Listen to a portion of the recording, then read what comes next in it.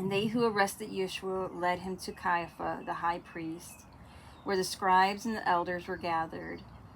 But Simeon Caiaphas was going after him from a distance into the court of the high priest, and entering he sat down with the guards to see the outcome. But the chief priests and the elders and all the assembly were seeking witnesses against Yeshua, so that they might put him to death. And they did not find them, though many false witnesses had come. But finally 2 came forth, and they were saying, "This one said, I can destroy the temple of God, and in 3 days I shall build it." And the high priest stood and said to him, "Do you not return an answer? What are these testifying against you?" But Yeshua was silent, and the high priest answered and said to him, "I adjure you, the living God, that you tell us if you are the Messiah, the Son of God."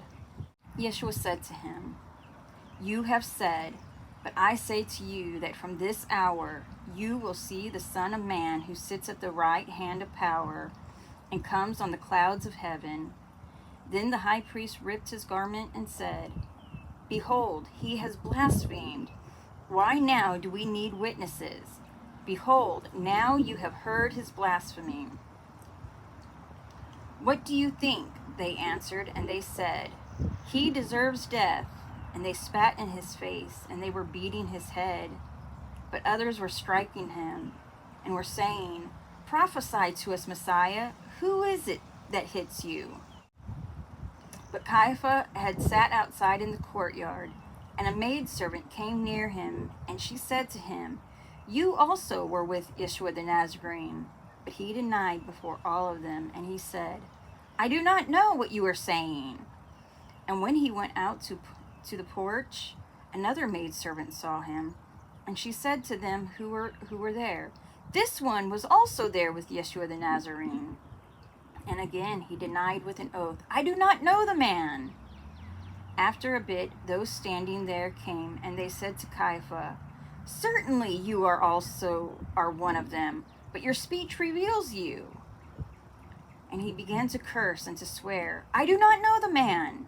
And at that moment a cock crowed, and Caiaphas remembered the word of Yeshua, that he had told him, "Before a cock will crow 3 times, you will deny me." And going forth outside, he wept bitterly.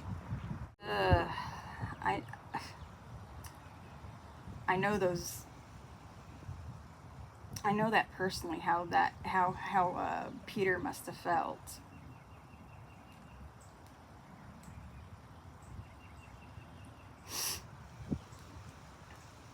How many of you can say that when you knew something was so true, more true than anything that you've been taught here, and to save face, you've denied it? And how that made you feel?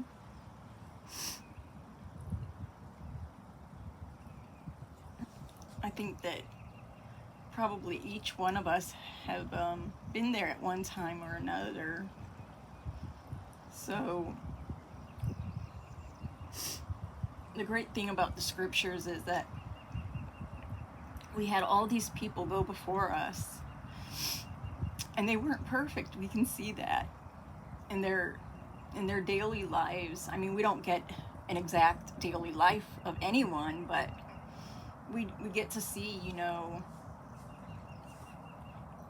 their shortcomings, and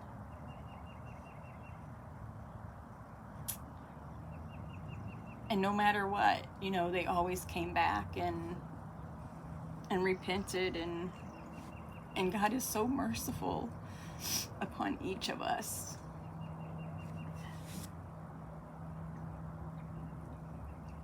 But we have these stories, and we can see a little bit of ourselves in their lives. I can't promise anything, guys. We're going on. We're going on to 27. I love the Lord, and I love that he loved us so much that he was sacrificed for us. I just don't like that he went through all of this pain, that I can't understand why we just couldn't do the right thing. So it hurts me, his, that he had to go through so much pain for all of us. So I will try my very best not to be a crybaby. 27. But when it was dawn, all the chief priests and the elders of the people took counsel against Yeshua, how they would put him to death. And they bound him, and they led him and delivered him to Pilate the governor. Then, when Yehuda the traitor saw that Yeshua was condemned, he was moved with regret, and went and brought those 30 pieces of silver to the chief priests and to the elders. And he said, I have sinned, for I have betrayed innocent blood. But they said to him, what is that to us? You know us. Do you guys hear that? They're like, so what? You know how we are. You know who we are. These are people who didn't care for the Hebrews.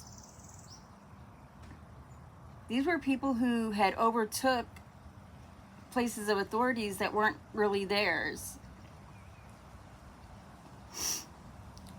And he cast the silver into the temple and departed, and he went and hanged himself. But the chief priests took the silver, and they said, it is not legal to put it into the treasury, because it is the price of blood. And they took counsel, and they bought with it the field of a potter as a graveyard for the burial of strangers. Therefore that field has been called the field of blood until this day. Then was fulfilled what was spoken by the prophet, who said, I took 30 silver coins, the price of the precious one, on which they of the children of Israel had agreed. And I gave them for the potter's field, as the Lord Jehovah commanded me. But Yeshua himself stood before the governor, and the governor asked him and said to him, you are the king of the Judeans. And Yeshua said to him, you have said. And when the chief priests and the elders accused him, he did not return any answer. Then Pilate said to him, have you not heard how much they testify against you? And he gave him no response, not even a word. And at this he marveled greatly. Now at every feast the governor was accustomed to release one prisoner to the people, whomever they had chosen. But one of their prisoners was a notable prisoner called Barabbas. And when they had been assembled, Pilate said to them, whom do you wish that I should release you, Barabbas or Yeshua, who is called the Messiah? For Pilate knew that for jealousy they had delivered him.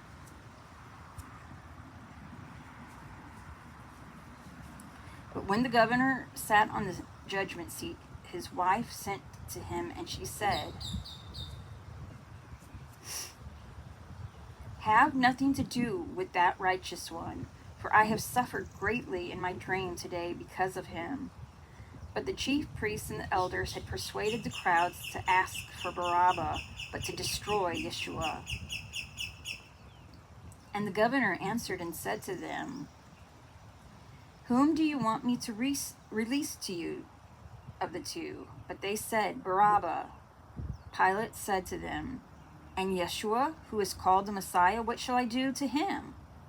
And all of them were saying, let him be crucified. The governor said to them, what evil has he done? But increasingly they cried out, and they said, let him be crucified. And when Pilate saw that nothing availed, but that there was an increasing clamor, he took water, washing his hands before the crowds, and he said,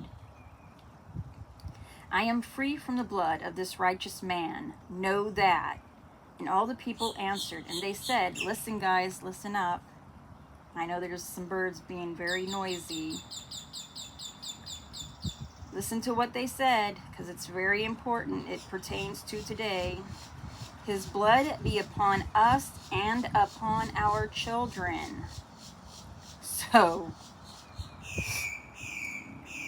they cursed their own children to this day.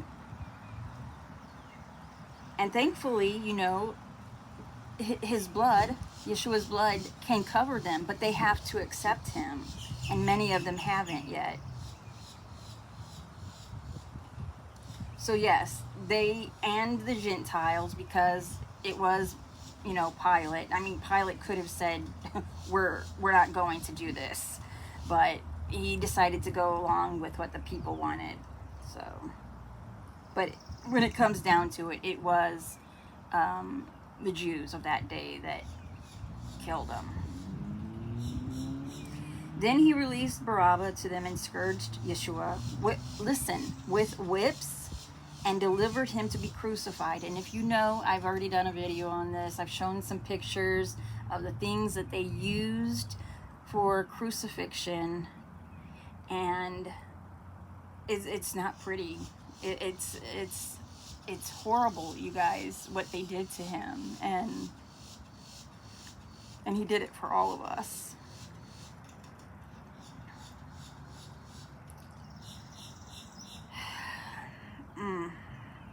Then the soldiers of the governor led Yeshua to the praetorium, and they gathered the whole regiment around him.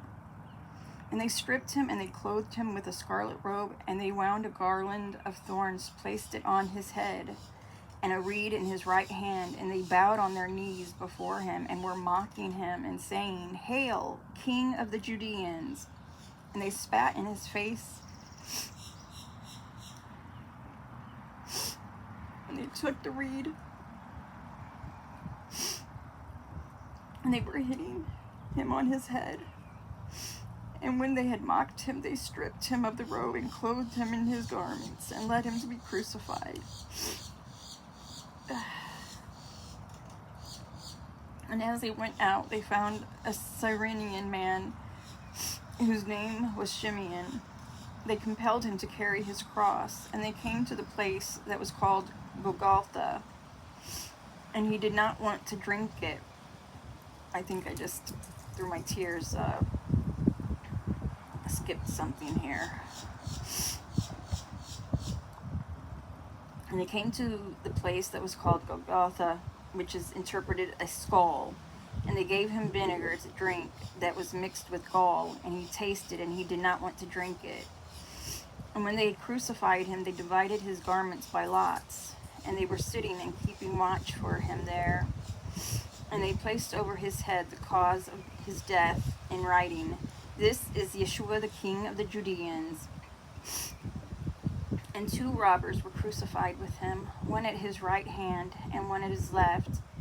But those who were passing by were reviling him and shaking their heads, and they were saying, "The one who destroys the temple and builds it in 3 days, save yourself if you are the Son of God, and come down from the cross." Thus also the chief priests were mocking with the scribes and the elders and the Pharisees, and they were saying, "He saved others, he cannot save himself. If he is the King of Israel, let him descend now from the cross, and we will trust in him." He trusted on God, let him save him now, if he delights in him, for he has said, "I am the Son of God." Wickedness. Do you hear the wickedness in these people's words? Thus also those robbers who were crucified with him were taunting him. But from the 6th hour there was darkness over the whole land until the 9th hour. So the 9th hour would have been around 9 o'clock in the morning. So he was crucified in the morning. I don't know if you guys know that or not, but in case you didn't, you do now. And toward the 9th hour, Yeshua cried with a loud voice, and he said, O God, why have you forsaken me?" Those people who were standing there, when they heard, they were saying, "This one has called Elijah." And at that moment, one of them ran and took a sponge and filled it with vinegar and placed it on a reed and gave a drink to him. But the rest were saying, "Let him alone. We shall see if Elijah comes to save him." But Yeshua cried again with a loud voice, and his spirit departed. And at once the curtain entrance of the temple was ripped in two from top to bottom. The earth was shaken, and the rocks were split. tombs were opened, and many bodies of the saints who were sleeping arose. And they came out, and after his resurrection, they entered the holy city, and they appeared to many. And the centurion and those who were guarding Yeshua, when they saw the quake and those things that happened, they were very afraid. And they said, "Truly, this was the Son of God." But there were also many women there who had seen from a distance. These who had come after Yeshua from Galilee and had ministered to him. One of them was Miriam Magdalitha, and Miriam the mother of Jacob, and of Jose, and the mother of those sons of Zebedee. When it was evening, a rich man from Ramtha named Joseph came, who also had been a disciple of Yeshua. This one came to Pilate and requested the body of Yeshua. And Pilate commanded that the body would be given to him. And Joseph took the body and wound it in a sheet of pure linen, and he placed it in a new tomb belonging to him, which was cut in stone.